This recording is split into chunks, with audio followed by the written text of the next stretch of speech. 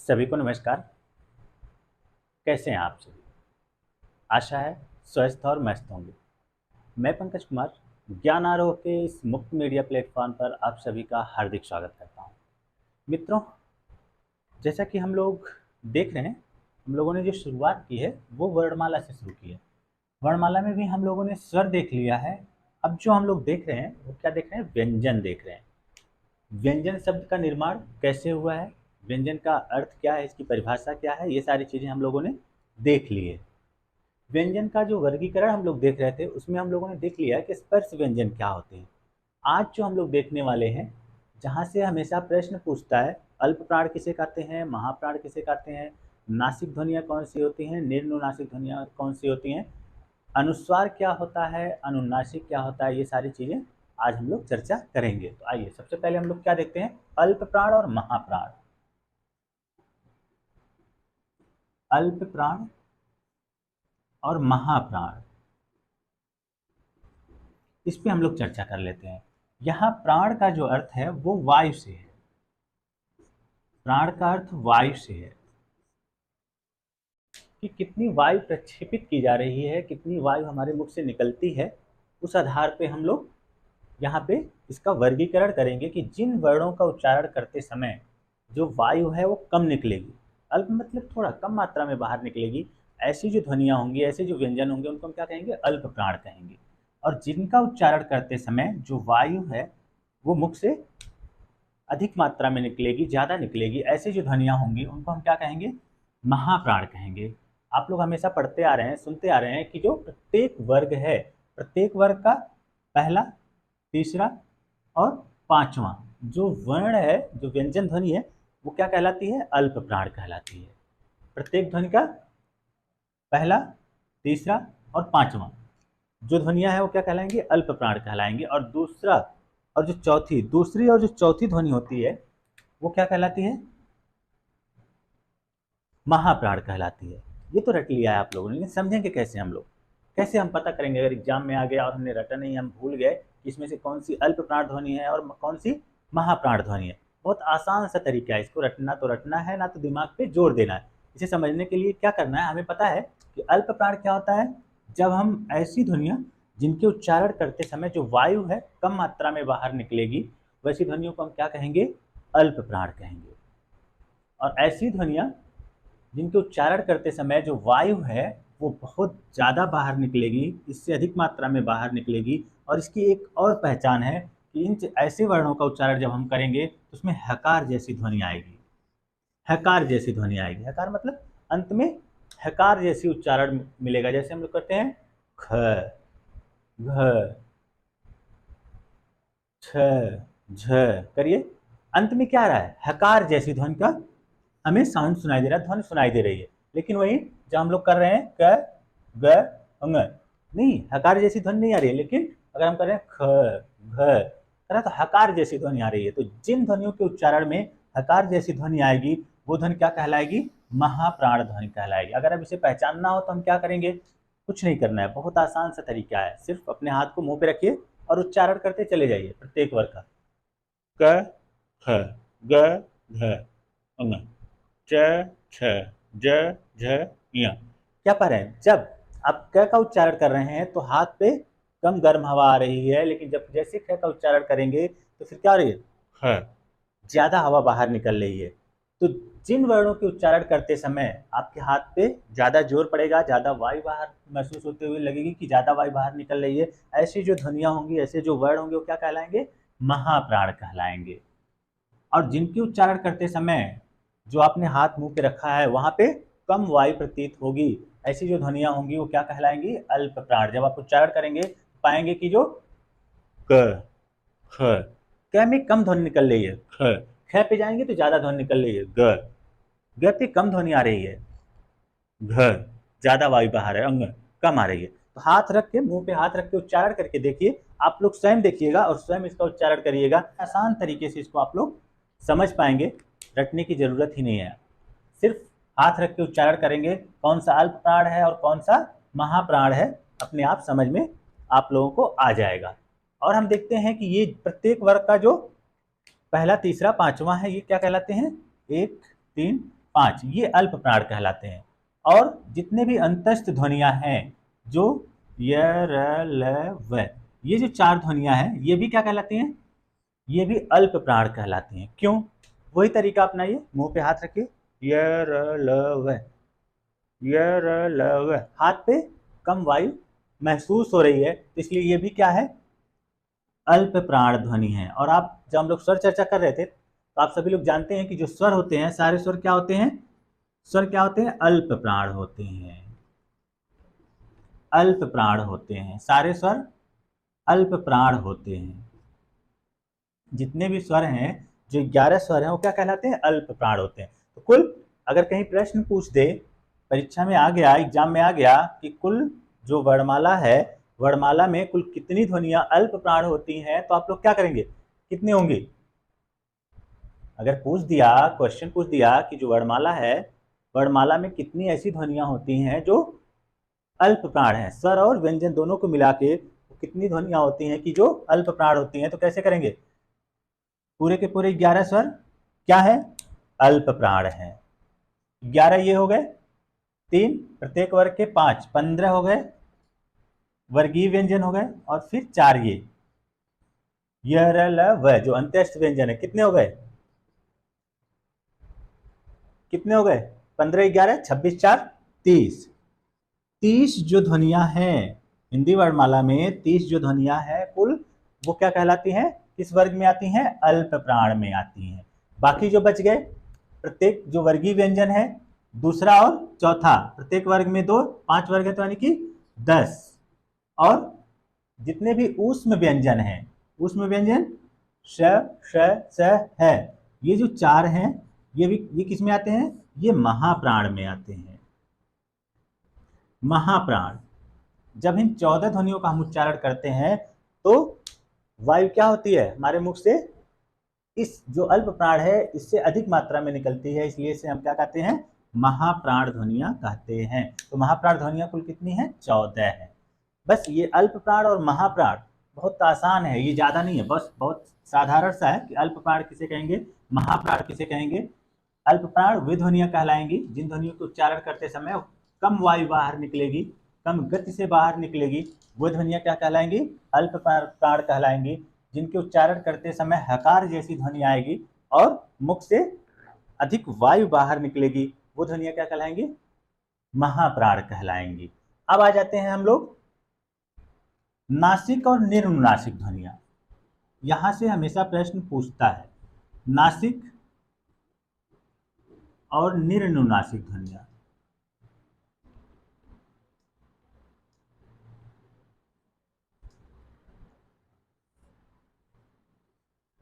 अब अगला हम जिस पर चर्चा करने वाले हैं वो क्या है? नासिक और निर्नुनासिक। नासिक ये जो शब्द है इसका अर्थ आप लोग समझ रहे हैं, जिसका संबंध नाक से है। और यहाँ पे जो निर्नुनासिक है इसका क्या संबंध है? निर मतलब रहित, निर्नुनासिक, नाक से रहित, बिना नाक के द्वारा जिनका उच्चारण किया जाएगा, ऐसी जो ध्वनियां होंगी उनको हम क्या कहेंगे? निर्नुनासिक कहेंगे। ऐसी ध्वनियां जिनके उच्चारण करते समय हमें नाक का साथ लेना, सहयोग लेना पड़ेगा, नाक को भी माध्यम बनाना पड़ेगा, आधार बनाना पड़ेगा, ऐसी जो ध्वनियां होंगी वो क्या कहलाएंगी? नासिक ध्वनियां कहलाएंगी। लेकिन ऐसी ध्वनियां जिनके उच्चारण करते समय हमें नाक का साथ नहीं लेना पड़ेगा, बिना नाक के ही हम उनका उच्चारण कर सकते हैं, ऐसी जो ध्वनियां होंगी उनको हम क्या कहेंगे? निर्नुनासिक है। निर्नुनासिक यानी कि जिन ध्वनियों के उच्चारण करते समय नाक सक्रिय नहीं रहेगी, नाक का प्रयोग नहीं किया जाएगा, ऐसी जो ध्वनियां हैं वो क्या कहलाएंगी? निर्नुनासिक ध्वनियां कहलाएंगी। और ऐसी ध्वनियां जिनके उच्चारण करते समय नाक सक्रिय रहेगी, नाक की पूर्णतः भूमिका रहेगी उसमें, ऐसी जो ध्वनियां होंगी वो क्या कहलाएंगी? नासिक ध्वनियां कहलाएंगी। तो कौन सी ध्वनियां नासिक होती हैं, कौन सी निर्नुनासिक ध्वनियां होती हैं, ये पहचानने के लिए हम क्या करेंगे? हमें पता है नासिक ध्वनियां कौन सी होती हैं। नासिक ध्वनियां होती हैं जिनका उच्चारण करते समय हम नाक का भी सहारा लेते हैं। तो हमें क्या करना होगा? अपनी नाक को बंद कर लीजिए और उच्चारण करिए। क ख ग घ घ, च छ ज झ ञ, ट ठ ड ढ अण, त थ द ध न, प फ ब भ म। क्या पाया आपने? जब मैं नाक बंद करके उच्चारण कर रहा था, आप लोगों ने महसूस किया होगा कि ये जो शुरू के जो 4 हैं, प्रत्येक वर्ग के जो चार ध्वनियां हैं, जो चार वर्ण हैं, इनका उच्चारण तो हम नाक बंद करके बड़े सरलता पूर्वक, सहजता पूर्वक कर ले रहे थे। प्रत्येक वर्ग के, चाहे वो क वर्ग का हो, चाहे वो च वर्ग का हो, चाहे ट वर्ग का हो, चाहे त वर्ग का, चाहे प वर्ग का, प्रत्येक वर्ग की जो प्रारंभ की जो चार ध्वनियां हैं उनका उच्चारण हम नाक बंद करके बड़े आसानी से कर ले रहे थे। लेकिन अंतिम जो है, ये जो प्रत्येक वर्ग के जो पांचवें जो वर्ण हैं, जो अक्षर हैं, इनका उच्चारण करते समय जब हम नाक बंद किए हैं तो इनका उच्चारण नहीं कर पा रहे हैं। तो स्पष्ट हो रहा है कि ऐसी ध्वनियां जिनका उच्चारण हम नाक बंद करके या बिना नाक की सहायता से उन्हें उच्चारित कर लेंगे, नाक का उसमें कोई योगदान नहीं होगा, नाक की सहायता नहीं होगी, वो ध्वनियां क्या कहलाएंगे? निम्नासिक ध्वनियां कहलाएंगी। ऐसी ध्वनियां जिनका उच्चारण करते समय हमें नाक का सहारा लेना पड़ेगा, ऐसी जो ध्वनियां होंगी वो क्या कहलाएंगी? नासिक ध्वनियां कहलाएंगी। तो अब हम आ जाते हैं नासिक ध्वनियों के ऊपर।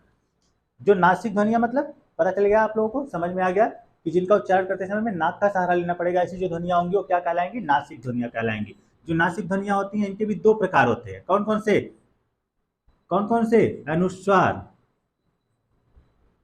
और दूसरा जो होता है अनुनासिक।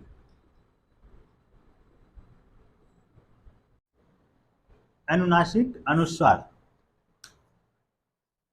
इनको दो भागों में बांटने की आवश्यकता क्यों पड़ी?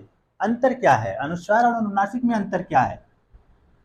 अंतर यह है कि जो अनुस्वार है, जब हम इसका उच्चारण करेंगे तो फिर अनुस्वार का उच्चारण करते समय नाक से वायु ज्यादा निकलेगी, और अनुनासिक जब ध्वनियों का हम उच्चारण करेंगे तो नाक और मुंह से बराबर मात्रा में वायु बाहर निकलेगी।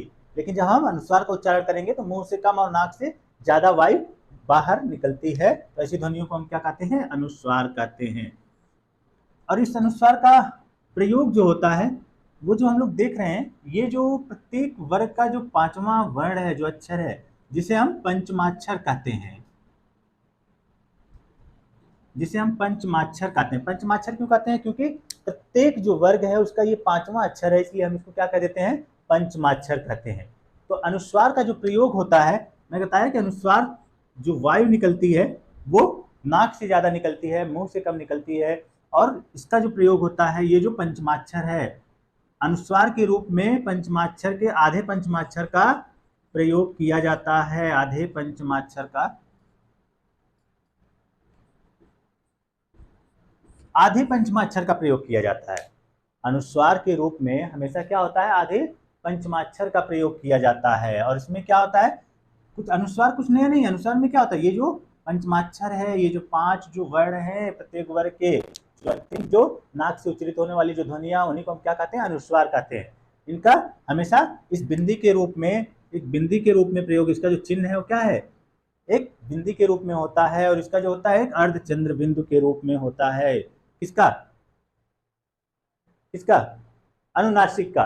मैं कह रहा हूं पंकज, पंकज, और यहां पे आंख, साथ साथ में उच्चारण करते रहिए, समझ में आ जाएगा। पंकज, पंकज। जब पंकज का उच्चारण कर रहे हैं तो फिर क्या हो रही है? वायु जो है वो नाक से ज्यादा निकल रही है, और ऐसा प्रतीत हो रहा है जैसे पंकज मुंह बंद होने वाला हो। जब हम पंग पे पहुंच रहे हैं, मुंह हमारा क्या हो रहा है? बंद होने वाला है, बंद होने की स्थिति में। वही जब हमारा आंख, आंख, तो ये भी एक अंतर है कि जब हम अनुस्वार का उच्चारण करते हैं तो ऐसा प्रतीत होता है जैसे हमारा मुंह कब बंद हो जाएगा, लेकिन वहीं जब हम अनुनासिक का उच्चारण करते हैं तो फिर क्या होता है? हमारा मुंह खुला रहता है। कैसे? आंख, पंकज, पंकज, आंख। जब पा रहे हैं, जब इसका उच्चारण हम कर रहे हैं तो फिर क्या होता है?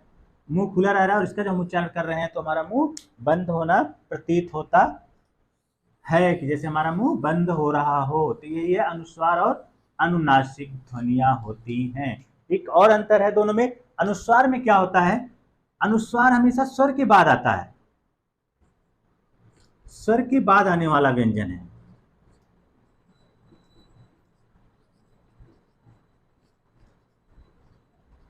जो अर्ध व्यंजन है, स्वर के बाद आने वाला अर्ध व्यंजन है। कैसे? और ये क्या होता है? ये हमेशा स्वर के साथ आता है, स्वर के साथ। ये स्वर के बाद नहीं आता। ये जो अनुनासिक दोनों है, दोनों का जो है उच्चारण करते समय नाक का सहारा लेना पड़ेगा। लेकिन अंतर क्या है कि ये जब आएगा तो हमेशा क्या आएगा? स्वर के बाद आएगा, और ये क्या आएगा? हमेशा कहाँ आएगा? स्वर के साथ आएगा। तो ये दो बातें ध्यान रखनी है कि जो अनुनासिक जो ध्वनियां है वो हमेशा स्वर के साथ आती हैं और जो अनुस्वार ध्वनियां हमेशा स्वर के बाद आती हैं। ये कैसे आप उदाहरण से समझ सकते हैं, अभी जब हम उदाहरण देखेंगे तो उससे बड़े आसानी से आप लोग समझ सकते हैं कि दोनों में मूलभूत अंतर क्या है। जैसे उच्चारण कर रहे हैं हम अंग, अंग का उच्चारण करिए, अंग, अंग। जब हम पा रहे हैं अंग, ए और ग, इन दोनों के बीच एक और ध्वनि, उच्चरित ध्वनि सुनाई दे रही है हमें, एक और साउंड आ रहा है। वो क्या है? वो किसकी साउंड है? अंग की। मैं बोला था कि आधे पंचमाक्षर का प्रयोग होता है, तो यहाँ पे क्या हो रहा है? अंग में ये आधे पंचमाक्षर का प्रयोग किया गया है। लेकिन वही हम यहाँ आ जाते हैं आंख, आंख का उच्चारण करिए। जो ये चंद्र बिंदु आ रहा है, जो ये चंद्र बिंदु आ रहा है, वो ये जो स्वर है आ के साथ आ रहा है या फिर आ के बाद आ रहा है? आंख, आंख, आंख। उच्चारण करिए। ये हमेशा क्या हो रहा है? ये स्वर के साथ ही आ रहा है, ये इसके बाद नहीं आ रहा है। तो इसलिए एक और विशेषता है कि जो अनुनासिक ध्वनियां होती हैं वो हमेशा क्या होती हैं? स्वर के साथ आती हैं, और जो अनुस्वार होते हैं वो हमेशा क्या आते हैं? स्वर के बाद आने वाली ध्वनियां होती हैं। ये मूलभूत अंतर होता है। लेकिन एक चीज क्या है, हम लोग हमेशा पाते हैं कि ये देवनागरी लिपि की एक अपनी सीमा है। हम लोग क्या देखते हैं? जहां पे अ की मात्रा है और आ की मात्रा है, जैसे आंख, या फिर यहाँ पे ऐसे जहां है, यहाँ पे तो हम चंद्र बिंदु लगा देते हैं। लेकिन ऐसे जब ए की मात्रा आ जाती है, कहीं पे ओ की मात्रा आ जाती है, औ की मात्रा आ जाती है, तो फिर क्या है? हम वहां पे चंद्र बिंदु नहीं लगा पाते हैं। हम वहां पे किसका सहारा लेते हैं? सिर्फ बिंदी का सहारा ले लेते हैं। और ये जो निशान, जो प्रतीक है, वो किसका प्रतीक है? वो प्रतीक है अनुस्वार का। और यहाँ पे घालमेल हो जाता है कि ये जो प्रयुक्त हुआ है ये अनुस्वार है कि अनुनासिक है। नहीं समझ रहे हैं? समझ जाएंगे। कैसे समझेंगे? कि जो ये 1 पाई वाली जो मात्रा है और जो 2 पाई वाली जो मात्रा है, जैसे आंख और आ की जो मात्राएं हैं, इनके ऊपर तो हम चंद्रबिंदी आसानी से लगा देते हैं क्योंकि यहाँ खाली स्थान होता है। लेकिन जहां पे ए या ओ की मात्रा लगानी हो, वहां पे हम चंद्रबिंदी नहीं देखते, ना लगाते हैं कहीं। वहां पे हम जो अनुनासिक ध्वनियां हैं उनके लिए हम किससे काम चला लेते हैं? किससे? बिंदी से ही काम चला लेते हैं। मैं एक शब्द लिख रहा हूं, आप लोग बताइएगा। खरोंच, खरोंच। अब इसका उच्चारण करके देखिए। मैं बताया कि जो नासिक जो ध्वनियां, जो अनुस्वार जो ध्वनियां होती हैं वो हमेशा स्वर के बाद आती हैं, लेकिन जो अनुनासिक जो ध्वनियां होती हैं वो स्वर के साथ आती हैं। ध्यान से उच्चारण करिए और देखिए कि जो खरोंच है, इसमें जो ये बिंदी आ रही है, जो उच्चारण हो रहा है, वो ओ के बाद आ रहा है या ओ के साथ ही ओ हो रहा है, या ओ के बाद किसी और ध्वनि का आभास हो रहा है? मैं नहीं, हम क्या पाएंगे? ये जो बिंदी है, इसका जो उच्चारण है वो ओ के साथ ही ओ के रूप में हो रहा है, ना कि सिर्फ ओ और बाद में अंग है, इस तरह की कोई ध्वनि आ रही है? नहीं आ रही है।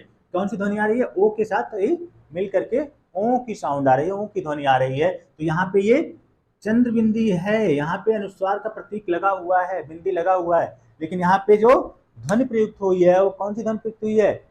अनुनासिक ध्वनि प्रयुक्त हुई है। ये बहुत बारीक चीज है, ये समझना बहुत जरूरी है। हम ऐसे ही काम चला लेते हैं, कैसे? सिर्फ बिंदी लगा के। क्यों? इसलिए क्योंकि जब हम नासिक ध्वनियां पढ़ रहे हैं ना, तो नासिक ध्वनियां सिर्फ व्यंजन में नहीं होते हैं, व्यंजन में ही नहीं होते हैं, स्वर में भी होते हैं। स्वर के भी दो भेद होते हैं, स्वर के भी दो भेद होते हैं, नासिक स्वर और निर्नुनासिक। निर्नुनासिक दोनों के होते हैं, इसमें भी स्वर में भी होते हैं। स्वर में जैसे ये क्या है? आ। तो ये नासिक ध्वनिया, नासिक स्वर है, और ये निर्नुनासिक स्वर है। तो यहीं पे ये जो होता है ये नासिक स्वर का प्रयोग होता है, जिसे हम अनुनासिक कहते हैं। लेकिन हम लोग बिंदी लगा के क्या प्रयोग कर लेते हैं? सीधे सीधे किसका प्रयोग कर लेते हैं? सीधे हम क्या कर देते हैं? ये अनुस्वार है। लेकिन नहीं, ये विशेष ध्यान देना है, इसका हम पता कैसे लगा सकते हैं? उच्चारण के आधार पे ही हम पता लगा सकते हैं कि कहाँ पे अनुस्वार है, कहाँ पे अनुनासिक है। अब आ जाते हैं हम कुछ जो अनुस्वार ध्वनियां हैं वो जब अपना तदभव रूप लेती हैं तो क्या हो जाती हैं? वो अनुनासिक हो जाती हैं। जैसे अंत्र, अंगुष्ठ, अंगुष्ठ, दंत, ये जो ध्वनियां हैं ये तत्सम शब्द हैं, संस्कृत के शब्द हैं। यहाँ पे क्या है? अनुस्वार का प्रयोग हुआ है, लेकिन जब इसका जब तद्भव और जब ये रूप ग्रहण कर लेंगी तो क्या होंगी? आत, अंगूठा और ये दांत।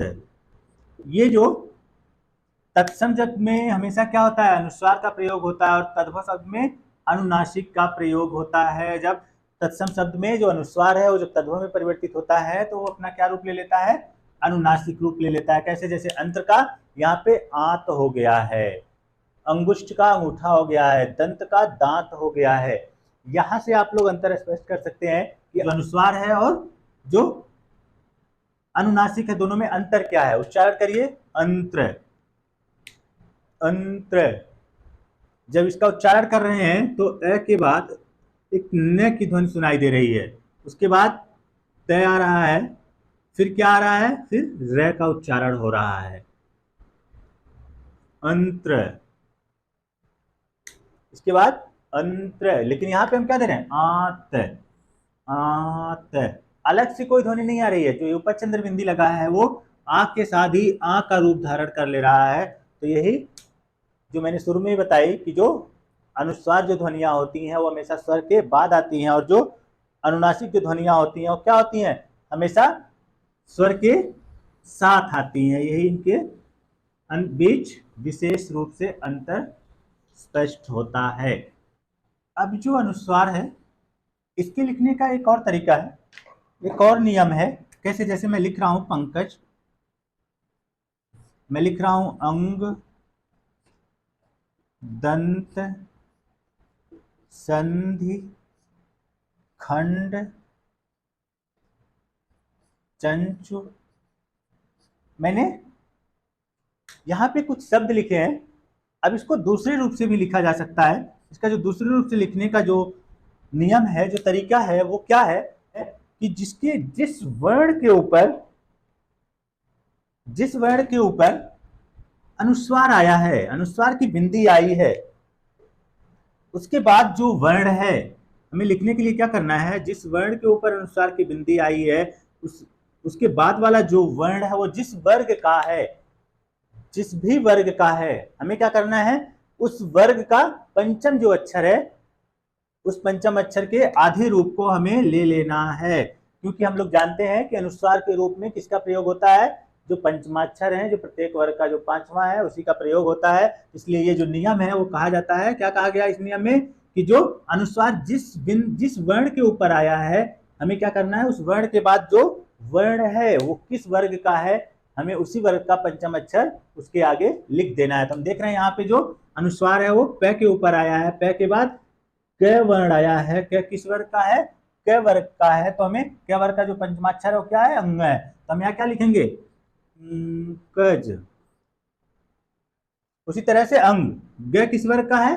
जो ग है वो क ख ग क वर्ग का है। क वर्ग का पंचमाक्षर क्या है? अंग।